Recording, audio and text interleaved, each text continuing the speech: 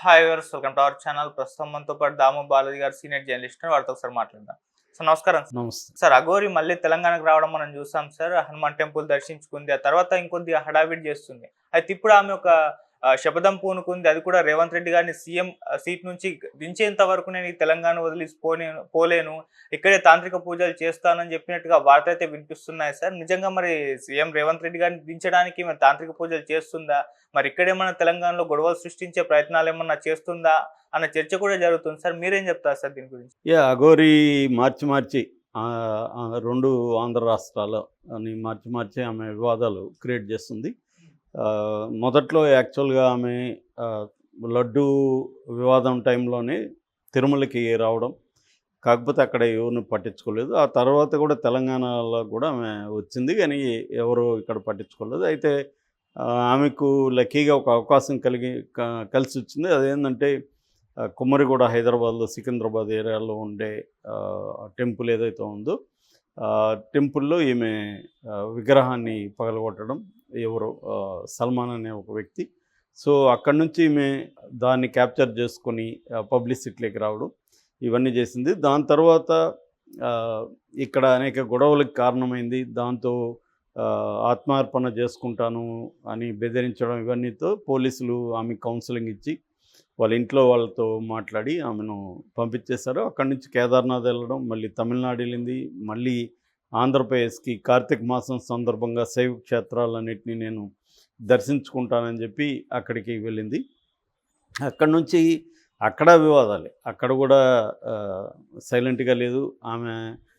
అక్కడ కూడా అనేక వివాదాలు క్రియేట్ చేసింది. శ్రీకాళహస్తిలో న్యూడిగా టెంపుల్లోకి వెళ్తానంటూ వాళ్ళు ఒప్పుకోకపోతే పెట్రోల్ పోసుకొని నేను ముట్టించుకుంటా ఉంది. కానీ అది పెట్రోల్ కాదని కూడా నిన్న వార్తలు వస్తున్నాయి. సో ఆ తర్వాత రోడ్డు మధ్యలో కూర్చొని ధర్నా చేసింది. ఎందుకంటే కారు నుంచి పడిపోతే నన్ను ఎవరు తోసేస్తారని. దాని తర్వాత కృష్ణానదిలో దూకి చచ్చిపోతాను కారుతో పాటు వెళ్ళడానికి ట్రై చేసింది.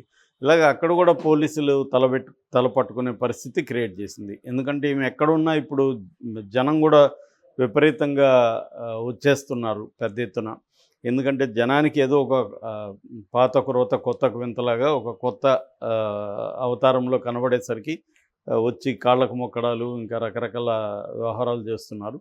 దాంతో లా అండ్ ఆర్డర్ ప్రాబ్లం. రెండోది ఈమె ఏంటంటే ప్రతి చోట ఒక వివాదాల క్రియేషన్ అనేది ఆమెకు బాగా అర్థమైపోయింది. మీడియాని ఎలా వాడుకోవాలి, వివాదాలని ఎలా క్రియేట్ చేయాలి.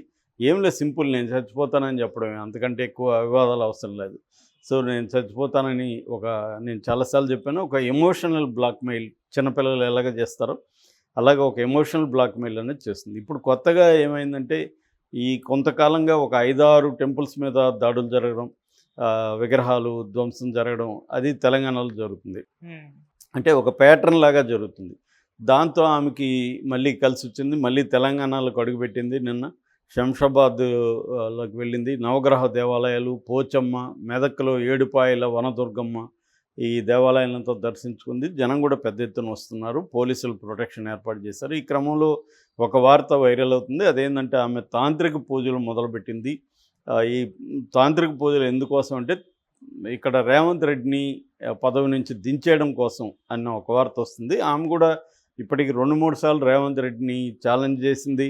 నీకు దమ్ముంటే నేను తెలంగాణలోకి వస్తానన్ను, నువ్వు ఆపు చూద్దామని ఛాలెంజ్ చేసింది. దాని తర్వాత రేవంత్ రెడ్డిని దించే వరకు నా పోరాటం ఆపను, ఎందుకంటే ఇదంతా రేవంత్ రెడ్డికి తెలిసి జరుగుతుంది అని కూడా ఆమె వార్నింగ్ ఇచ్చింది. బట్ కాంగ్రెస్ నాయకులైతే ఇప్పటివరకు ఎవరు కూడా పెద్ద స్థాయిలో స్పందించట్లేదు. ఈమె స్పందిస్తే అనవసరమైన ఇంపార్టెన్స్ ఇచ్చినట్టు అవుతుందని వాళ్ళు సైలెంట్గా ఉన్నారు.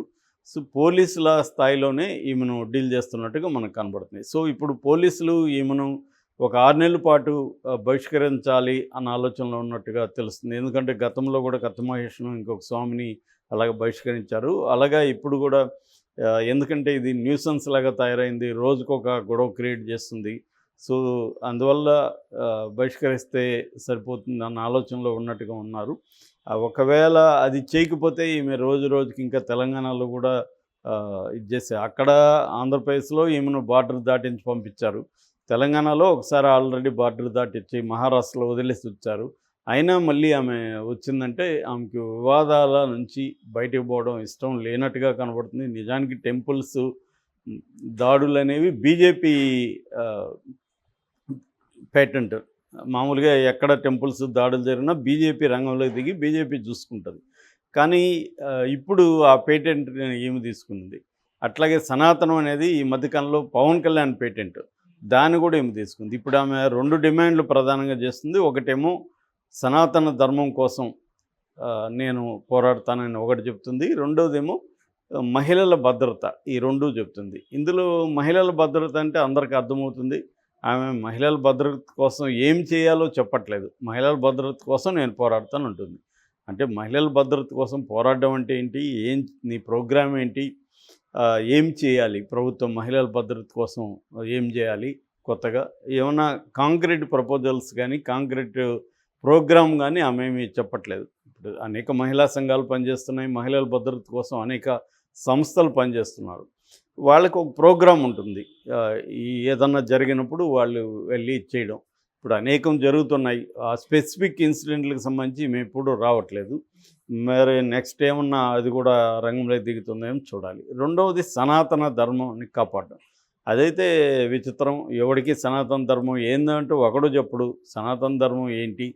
దాని డెఫినేషన్ ఏంటి? దాన్ని ఎందుకు కాపాడాలి? అది ఎందుకు ప్రమాదంలో ఉంది? ఎవరి నుంచి ప్రమాదంలో ఉంది? దాన్ని కాపాడడం అంటే ఏంటి? ఎందుకు కాపాడాలి? ఎవరికి ఉపయోగం దాన్ని కాపాడడం వల్ల? ఈ విషయాలు చెప్పట్లేదు. ఎప్పుడైనా మనం ఒక డిజైర్ కానీ, ఒక లక్ష్యం కానీ ప్రకటించినప్పుడు దాన్ని డిఫైన్ చేయాలి అసలు ఏంటి అని. డిఫైన్ చేసినాక దానికి కాంక్రీట్ ప్రోగ్రామ్ ఏంటి, ప్లాన్ ఏంటి, ఇవన్నీ ఉండాలి. అవేవి లేకుండా వీళ్ళు పవన్ కళ్యాణ్ కానీ, ఈమె కానీ ఇలా చాలామంది సనాతన ధర్మాన్ని ఊగిపోతా మాట్లాడడం. అంటే ఎప్పుడు విషయం లేనప్పుడు ఊగిపోతుంటారు. లాజిక్ లేనప్పుడు ఎమోషన్ డామినేట్ చేస్తుంది అన్నట్టుగా వీళ్ళ దగ్గర లాజిక్ లేదు, విషయం లేదు. కాబట్టి ఊగిపోతూ ఎమోషనలైజ్ చేస్తూ చేయడం అనేది మనకు కనపడుతుంది. యాక్చువల్గా నేను చాలాసార్లు చెప్పాను, అఘోరీలు హిమాలయాల్లో కానీ లేకపోతే కొన్ని కాశీ ఇటువంటి ఏరియాల్లో వాళ్ళు దూరంగా ఉంటారు సమాజానికి. ఎక్కువగా వాళ్ళు ఐసోలేటెడ్గా ఉంటారు. శ్మశానాల్లో తిరగడం, శవారాధన, శవసాధన చేయడం, శవాల మీద కూర్చొని ధ్యానం చేయడం, శవాల కాలిన బూడిదను ఒడ్డుకి పూసుకోవడం, ఆ కపాలంతో ఒక భిక్షపాత్ర మార్చుకొని దాంట్లోనే భోంచేయడం, అవసరమైతే అప్పుడప్పుడు ఆ శవాల్లో కొద్దిగా మాంసాన్ని తినడం, ఇలాంటి ఒక ఎక్స్ట్రీమ్ వాళ్ళు. ఎందుకంటే శైవ సెక్ట్ అది. ఇది 17th సెంచరీలో కోడిఫై అయింది. యాక్చువల్గా 7th 8th సెంచరీ నుంచి ఈ కాపాలికలు, కాలాముకాస్ అనే పేరుతో వీళ్ళు ఉన్నట్టుగా మనకు హుయాన్సాంగ్ కూడా రాశాడు. దాని తర్వాత 17th సెంచరీలో బాబా కేనారాం దీన్ని ఆర్గనైజ్ చేశాడు. సో ఆ కాంటెక్స్ట్లో అక్కడి నుంచి ఇదొక సెక్ట్ లాగా, అఘోరీ సెక్ట్ లాగా ఏర్పడి వాళ్ళకి కొన్ని రూల్స్ అవన్నీ ఫామ్ అయినాయి. సో అట్ల నుంచి గురు పరంపర కూడా వస్తుంది. ఇప్పుడు సిద్ధార్థ అనే ఒక గురువు ఉన్నారు. సో ఇక్కడ నుంచి ఏంటంటే అఘోరీలు ఒక ఎక్స్ట్రీమ్ లైఫ్ని ఫాలో అవుతుంటారు. వీళ్ళు మెయిన్ స్ట్రీమ్ హిందూయిజంలోకి కూడా రారు.